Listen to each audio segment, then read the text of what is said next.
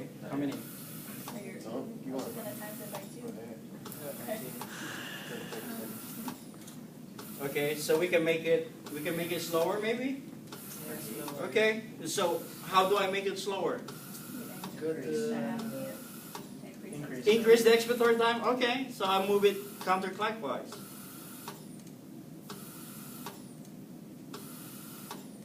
Did it make a difference? Yes. Okay, count again. See? It's old, it's manual, and it's tedious. Right? Okay, go. I don't know why they like manual. I like automatic. I like manual.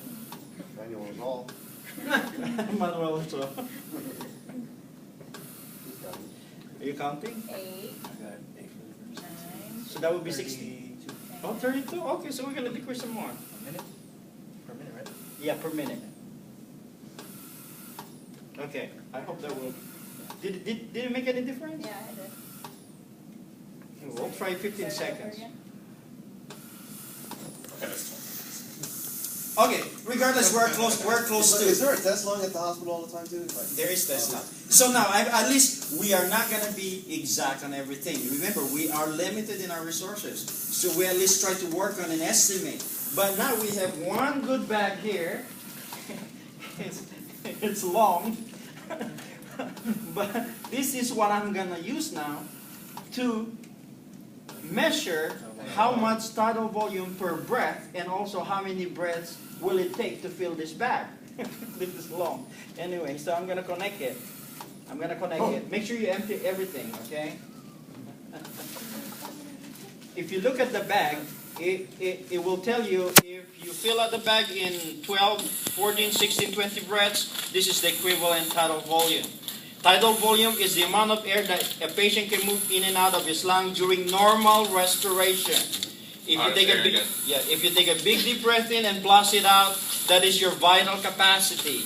If you blast it out fast, that is your forced vital capacity. If you blast it out slow, that is your slow vital capacity. So vital capacity technically is also almost approximately with your tidal volume. Are you with me? Now, if you're looking at also what the patient's peak flow is, because you're wondering if the atelectasis is big or this much, do a peak flow before you start the treatment. You know why? Because you will compare if they will improve their number after the treatment. And that's the only way you can say if the patient is getting better or not. You with me? So that's why you need to establish your baseline. Now let's take a look if this one will fill up. And how long will it take? So I'm going to connect it. We're going to count the breath, okay? 12, 3.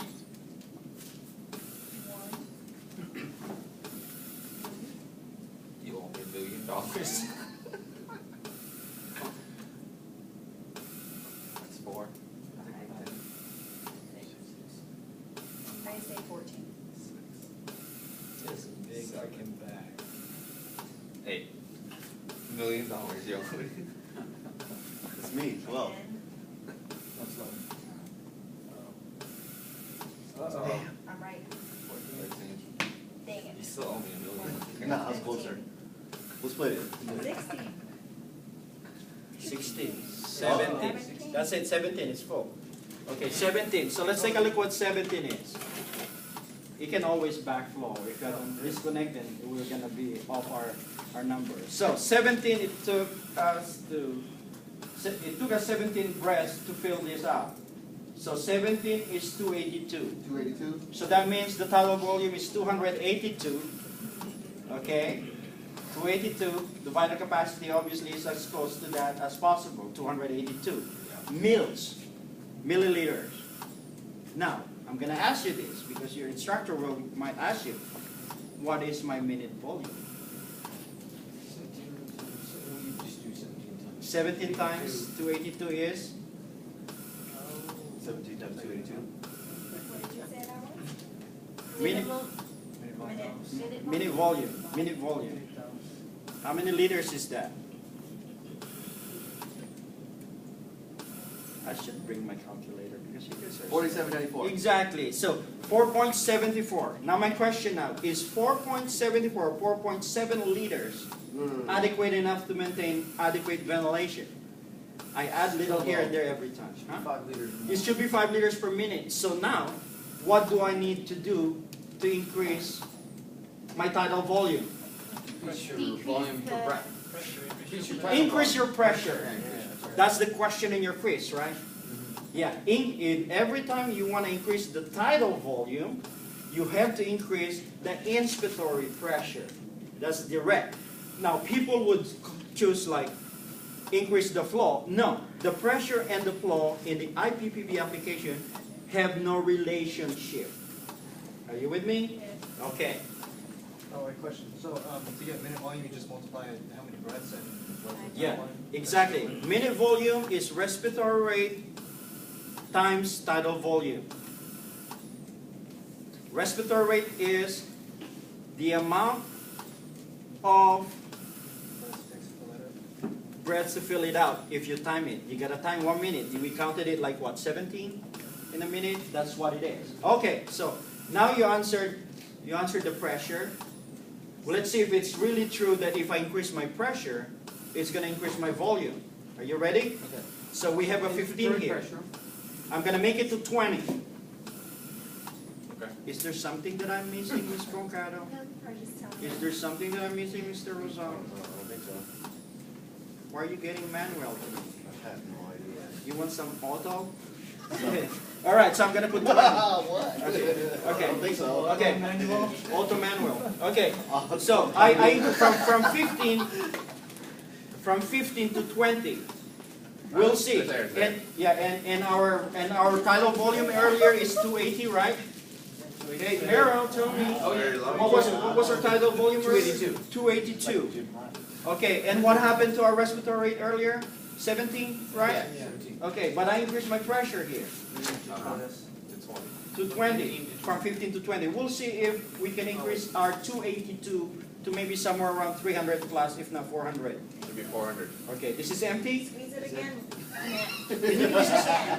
Because you tell me to empty and then you keep. Yeah, you're gonna have to ring it like that, like when you're like. Up. Okay, that's too much. So what do Okay. you want to see that? Where do you generally want to see We're that? letting air back in. Let it air Where back do in. you generally want to see that? In here. No, I know, like. Oh. Yeah. Okay, so let me see now. I'm gonna hook up now. We'll count. Okay, 1, 2, and 3. 12. 13. I say 14. You owe me $1 million. Did you increase it? I increased the pressure. 3, I say 14. 4, We didn't strict on it. 5. Uh-oh. I say 10. 6, Yeah, you are old James. 7, 8. Oh. Oh, fella. There it is. It's going to fill up. 10. Oh, 11. Yes! No, not there. 11, fella. Cheating. Okay. So what? Okay, listen up. 11. Oh, fella. 11. Hey, What is 11? sorry. 11 here is 436. Can you look at it? 6, Yes. 436. Times Got the calculator. restore rate is 12. What? Times 11. Why 11? That's how many Breaths. breaths. Why are you yelling at me? Huh? I thought we used the respiratory rate we get. Jeez.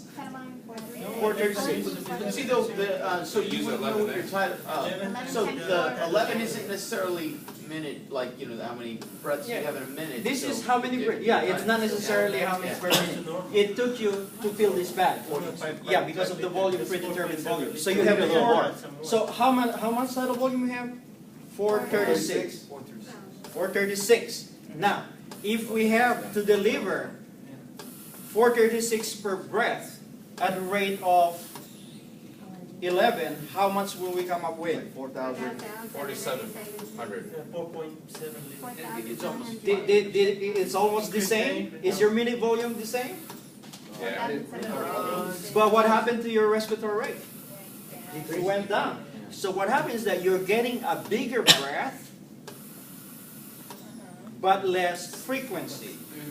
Less frequent, from 18, 19 to 12. But you have bigger breath, We're still close to 5. Yeah, let's go.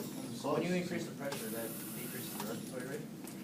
Fills No, that bag up? there's no relationship. It will, Okay. in actuality, to fill this up, if you have a bigger breath, of course, Less frequency. So you can fill this up at less breath because you have bigger breath. Okay, that's what I meant, yeah. Okay, so all this relationship, they can just throw one or single question, single stem or two stem question for that, and they just ask you about the relationship. But you know, by looking at it, that when we decrease our expiratory time, we increase the rate.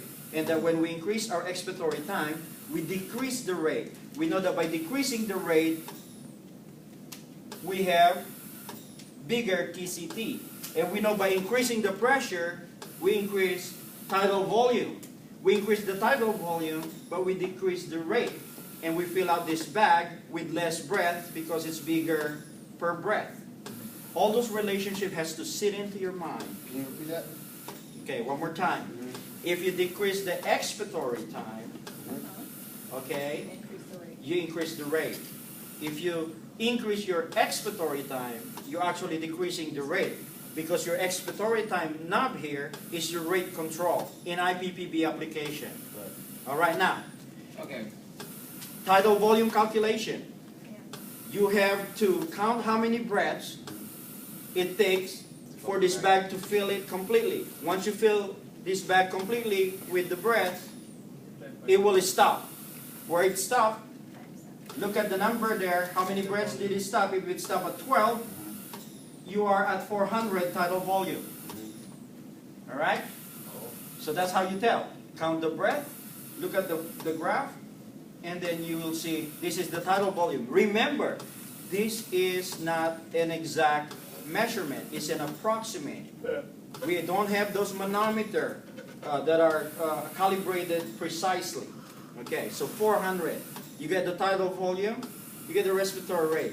Your respiratory rate will be determined by your doctor again. So you make adjustment as you need to. Obviously, if you're taking care of a restrictive type of patient, you want what expiratory rate? Shorter expiratory rate. If you want obstructive patient, you want longer expiratory rate. So you may have less number of breath, but bigger breath.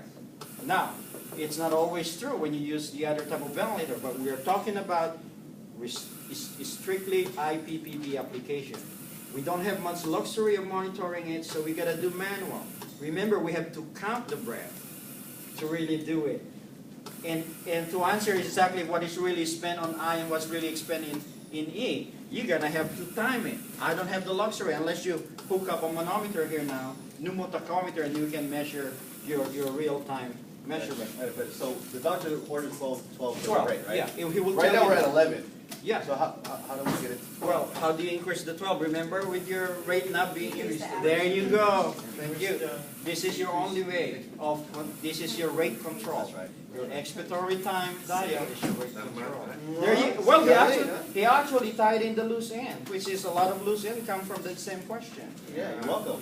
All right. So, thank you. I'll give you $1 million then. Well, just give it Still to owe me. me. Any questions so far? Now, That's that, it. now that you've done 1, 2, 3 different IPPB treatment on your patient, it's time to see if he's doing well. So how do you do it again? Compare now the numbers that you obtained before. Peak flow. Exactly. Look at the saturation now. Is it better? Look at the tidal volume of the patient now. How much he can blow now? Is it better?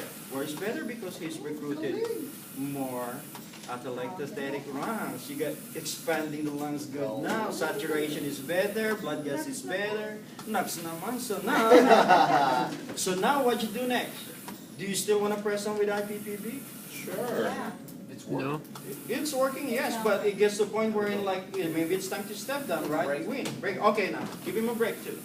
One last thing. Always remember the complications of IPPB. Who are the patients you don't want to put in IPPB? Spontaneous pneumothorax. Strictly no. Strictly no. Yeah, ICP greater than 15. Intracranial pressure. If you know that this is an MVA type of patient, motor vehicular accident, head-on collision or whatnot, head trauma particularly, it may not be the best choice. Active TV you don't want because you're gonna perform.